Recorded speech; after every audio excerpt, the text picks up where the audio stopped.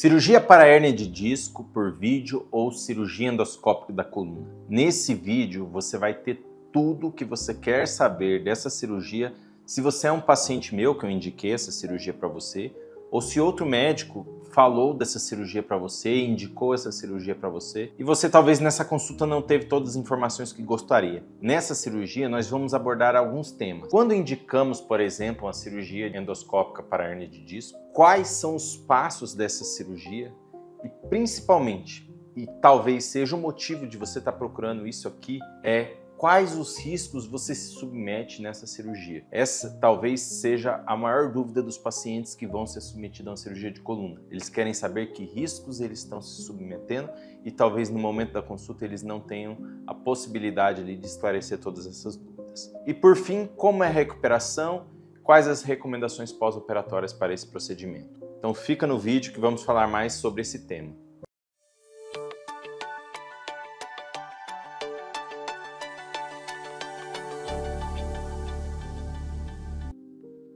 Então, para iniciarmos, a grande pergunta que se responde até no próprio tema desse vídeo: qual a indicação de fazermos uma cirurgia para hérnia de disco por vídeo ou cirurgia endoscópica da coluna? A principal indicação, a mais comum, a mais frequente, é tratamento para hérnia de disco, principalmente as hérnias de disco lombares. Hérnia de disco é uma alteração que há no disco intervertebral, um abaulamento ou uma extrusão, um vazamento desse disco que causa uma compressão direta a uma raiz nervosa. E essa compressão vai gerar no paciente uma dor frequentemente irradiada. Então, em vias gerais, a cirurgia endoscópica da coluna é uma cirurgia descompressiva. Nós utilizamos de uma câmera para identificar a herniação de disco que extravasou ali, que está comprimindo a raiz nervosa. Identificando essa hérnia, nós afastamos a raiz e retiramos a hérnia para que ocorra uma descompressão. Uma das principais indicações da cirurgia endoscópica da coluna é a descompressão da raiz nervosa ocasionada ali por uma compressão de hérnia de disco. Porém, tem outras indicações. Nós temos utilizado a cirurgia endoscópica da coluna para descompressões ósseas, que chamamos de hemilaminectomia, uma técnica muito utilizada chama over the top. Temos utilizado para descompressões das raízes nervosas quando a compressão é ocasionada por um cisto articular, entre outras indicações. Mas a mais comum que nós vamos tratar aqui como a mais importante é a cirurgia para hérnia de disco. Ponto número 2. Como fazemos essa cirurgia? A cirurgia endoscópica da coluna ela é dividida em 3 fases. A primeira fase é a punção, na qual nós introduzimos uma agulha guiada por raio-x. Essa agulha nós colocamos exatamente naquele nível em que a cirurgia será realizada. Isso é muito importante, pois a cirurgia endoscópica da coluna é uma cirurgia muito pontual. Nós temos que acertar de fato o local exato onde está aquela hérnia, aquele disco. Uma vez que se nós puncionarmos muito distante da localização dessa hérnia, será bem difícil progredir pelo aquele acesso e ter sucesso. Então fazemos primeiramente uma punção. Após a punção nós fazemos uma dilatação do local onde foi feita a punção. Introduzimos inicialmente uma agulha, depois dessa agulha introduzimos as cânulas de dilatação e depois dessas cânulas de dilatação nós introduzimos a cânula de acesso. Essa cânula de acesso é a cânula que vai fazer com que nós introduzimos o neuroendoscópio nessa cânula, para que ela chegue até a região onde gostaríamos de fazer a cirurgia. Após introduzido o aparelho de vídeo, vem a segunda fase da cirurgia, que é a abertura da janela óssea. Então, há 2 tipos de acesso de cirurgia endoscópica. A cirurgia que chamamos interlaminar, que é um acesso mais central, mais mediano, bem no meio da coluna, e a cirurgia transforaminal, que é um acesso mais lateral, que introduzimos o aparelho para uma via mais lateral, visando um acesso mais lateral na vértebra.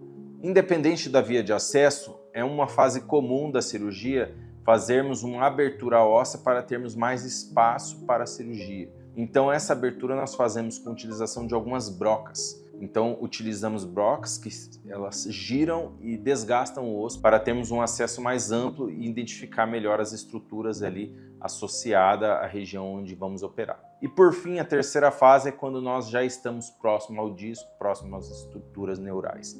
Essa terceira fase nós identificamos a hérnia de disco e a retiramos, assim tomando todo o cuidado para não causar nenhuma lesão nas estruturas neurais. Retirada a hérnia de disco, nós retiramos a cânula, o neuroendoscópio e finalizamos a cirurgia com um ponto. Alguns casos que há um sangramento um pouco mais excessivo, é possível utilizar hemostático. Alguns casos colocamos um material para evitar fibrose perineural, como uma pasta antifibrótica. Porém, em resumo, a maior parte das vezes é dessa forma que fazemos. Parte número 3. Quais os riscos me submeto ao fazer uma cirurgia endoscópica da coluna?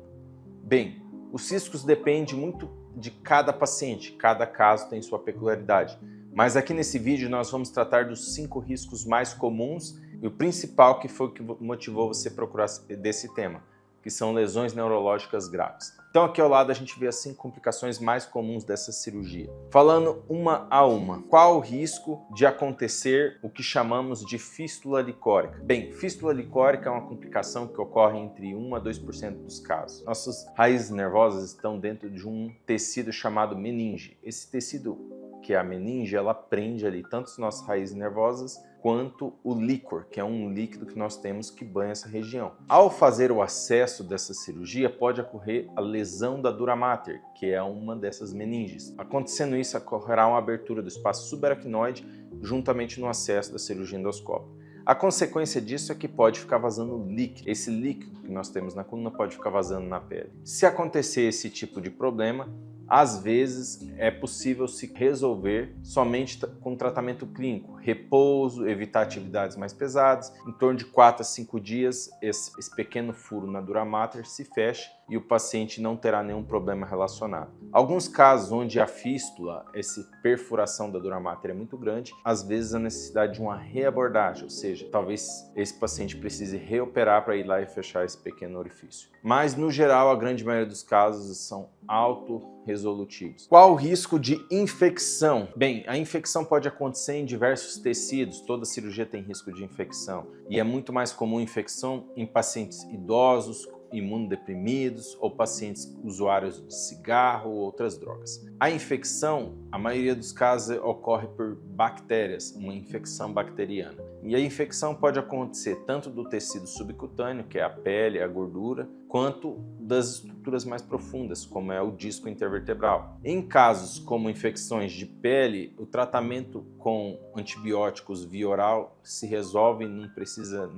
em sua grande maioria, nenhuma intervenção a mais. Porém, infecções mais profundas do disco às vezes necessita de até 6 semanas de tratamento e em alguns casos precisa ser feito tratamento de drogas intravenosas. Ou seja, às vezes o paciente precisa ficar até internado para terminar o tratamento dessa infecção. Risco de recorrência de hérnia de disco. Bem, a hérnia de disco acontece por uma ruptura do disco. Quando há a ruptura da parede externa do disco, há o vazamento dessa herniação discal. Ou seja, o disco já rompeu. Quando nós vamos lá e retiramos o que vazou, aquela hérnia, o que saiu do dentro do disco, ainda há uma ruptura desse disco. Então, há um risco em torno de 10% do paciente desenvolver o que a gente chama de recorrência de hérnia discal. Ou seja, aquele disco intervertebral, parte daquele conteúdo interno ainda vaza por onde houve a primeira ruptura, onde houve a primeira hérnia. E o paciente desenvolve os sintomas de hérnia de disco novamente. Ou seja, aquele paciente que tinha uma hérnia de disco foi retirado, ele para de ter dor para a perna, em determinado momento ele volta a ter aquela dor irradiada. Isso é um indício que houve uma recorrência de hérnia de disco. Boa parte dos casos da recorrência de hérnia de disco, principalmente em acessos interlaminares, onde há descompressão óssea também, os pacientes não precisam de uma reoperação, pois os sintomas são bem menores e geralmente o paciente não precisa reoperar, fazer uma nova cirurgia para tirar aquela nova hérnia. Porém, tem casos sim que precisa de uma nova cirurgia. E essa nova cirurgia pode ser tanto uma cirurgia por vídeo novamente, quanto outras cirurgias, a depender do caso do paciente. Risco de manter a dor ou uma nova dor. Bem, cada caso é um caso. Tem pacientes que vão ser submetidos à cirurgia de hérnia de disco e vão ter uma melhora 100% da dor. Principalmente são aqueles casos que nós retiramos uma hérnia grande, uma hérnia recente, que o histórico de dor não é tão longo e esse paciente, horas após a cirurgia, ele já vai conseguir andar sem dor alguma. Porém, tem casos que a dor ela vai melhorar, porém não vai sumir completamente. Os pacientes que têm maior risco de ter persistência de dor são aqueles que sofreram por dor por muito tempo. Geralmente aquele paciente que a gente opera ele depois de algumas semanas com dor, uma dor intensa e principalmente aqueles pacientes que também têm outros déficits, ou seja, uma fraqueza para o pé, uma dormência. Isso significa o quê? A herniação discal foi tão intensa que causou uma lesão naquela raiz nervosa. e a chance desse paciente ficar com a dor residual é bem maior do que aquele paciente que não tem outros sintomas que não só a dor. Tem um tipo de dor que pode acontecer no pós-operatório que é diferente da dor que o paciente está sentindo, que é a desestesia dolorosa. Desestesia dolorosa é uma dor que o paciente apresenta na perna, é como se ele tivesse uma queimadura na região ali da perna, numa determinada área da perna. Não é igual a dor da hérnia de disco que irradia desde as costas até o pé. É uma dor localizada, é como se ele tivesse aquela área de pele na perna sensível, então o toque dói bastante, é como se tivesse a pele queimada ali. A desestesia dolorosa, ela acontece principalmente em acessos transforaminais, ela ocorre em até 10% dos casos. E quando acontece, o paciente fica muito queixoso, é uma dor que começa lá pelo 5º dia e pode durar até 40 dias. Ela é autorresolutiva e os remédios têm pouco efeito para melhor, mas é uma dor muito comum, principalmente em acessos transforaminais. Isso ocorre por uma inflamação do gânglio da raiz dorsal, que é uma região ali de troca de informações sensitivas.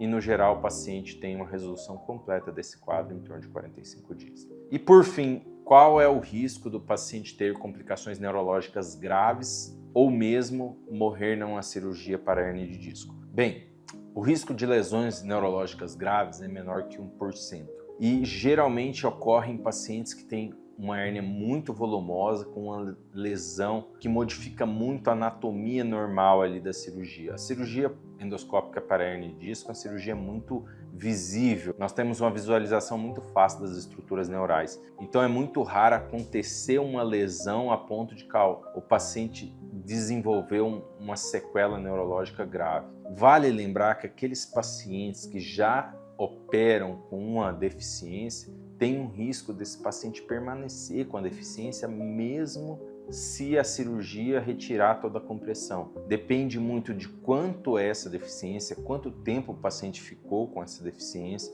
Então é super importante essa avaliação pré-cirúrgica. Mas no geral, o risco de lesões que possa levar o paciente a sequelas graves, como perda da mobilidade para os membros inferiores ou como alterações urinárias, retenção urinária associada à lesão neurológica, é muito, muito baixo. E por fim, o risco de morte associado à cirurgia endoscópica da coluna é muito, muito baixo. É menor que 0,01%. Por quê? É uma cirurgia minimamente invasiva com risco de sangramento muito baixo, um acesso muito pequeno e geralmente é uma cirurgia curta que até pacientes muito idosos toleram muito bem. Então essas são as complicações mais comuns e que os pacientes mais têm dúvida. Como que é o pós-operatório da cirurgia endoscópica da coluna? Então, no geral, essa cirurgia demora em torno de 1 hora. O paciente, assim que termina a cirurgia, ele vai para a enfermaria. É esperado que, geralmente, no mesmo dia ou ali 6 horas após a cirurgia, o paciente já fique de pé, dê os primeiros passos. E após esses primeiros passos, às vezes o paciente já pode ir embora. Então, a cirurgia endoscópica da coluna, o paciente pode receber alta até no mesmo dia. Assim que ele terminou a cirurgia, se ele conseguiu dar os primeiros passos, ele já teria critérios para ir para casa. No geral, a maioria dos pacientes ficam internados e dormem uma noite no hospital. Após essa noite, o paciente no dia seguinte recebe alta. As recomendações para o paciente no pós-operatório é que não faça atividades de maior impacto. Deve evitar pular, deve evitar correr e deve evitar a flexão do tronco, principalmente levantando o peso. Então, pacientes que praticam academia, geralmente eles vão retornar às atividades de academia em torno de 3 meses. Por que essa recomendação? A maioria dos pacientes, assim que vão para casa, eles ficam muito bem. Eles não têm a dor que eles tinham antes, a dor irradiada. A dor lombar associada ao acesso é muito pouco, porque é feita a cirurgia somente por um furo. Então, o paciente não sente aquele padrão de dor lombar como acontece em algumas cirurgias maiores. Porém, devido ao risco da recorrência da hérnia de disco, nós recomendamos que o paciente não faça atividades que aumente a pressão intradiscal, ou seja, que ele não comprima esse disco para evitar que mais conteúdo lá do centro do disco vaze por onde rompeu a primeira hérnia. E dessa maneira, reduz ali o risco da recorrência da hérnia de disco. A recorrência da hérnia de disco é mais comum nos primeiros 3 meses, então a gente geralmente coloca esse tempo mais ou menos para os pacientes evitar essas atividades de maior impacto, maior sobrecarga. Mas no geral ela pode acontecer até períodos mais longos, como 1 a 2 anos. No geral, o paciente já vai poder andar e fazer caminhadas assim que vai para casa, dirigir se ele não tinha nenhuma sequela que traga uma deficiência para os membros inferiores, ou se ele estiver se movimentando adequadamente, ele já pode dirigir na mesma semana. Geralmente nós iniciamos fisioterapia ali em torno de 7 a 14 dias, depende de cada paciente. E o paciente não tem nenhuma restrição de forma de dormir, pode dormir da forma que preferir, não tem nenhuma restrição alimentar, pode se alimentar do que preferir. Geralmente o ponto que fica ali na região lombar a gente retira com 14 dias e o paciente está retornando às atividades de trabalho em torno também de 10 a 14 dias. É uma cirurgia minimamente invasiva, os resultados são muito bons, os riscos são muito baixos, porém tem suas limitações. Há casos que não é possível fazer a cirurgia endoscópica da coluna, principalmente em doenças mais avançadas. Uma vez, como a gente falou no início do vídeo, é uma cirurgia muito pontual. Nós buscamos resolver um único problema, buscando um acesso minimamente invasivo. Quando a doença é muito difusa, em vários níveis, fica difícil resolver com cirurgia endoscópica. Espero que tenham gostado do vídeo, espero que aqui eu tenha explicado as suas maiores dúvidas. Se você teve uma dúvida que não foi falada aqui, deixe no comentário que será um prazer fazer outro vídeo para explicar a sua dúvida ou mesmo responder no comentário desse vídeo. Agradeço.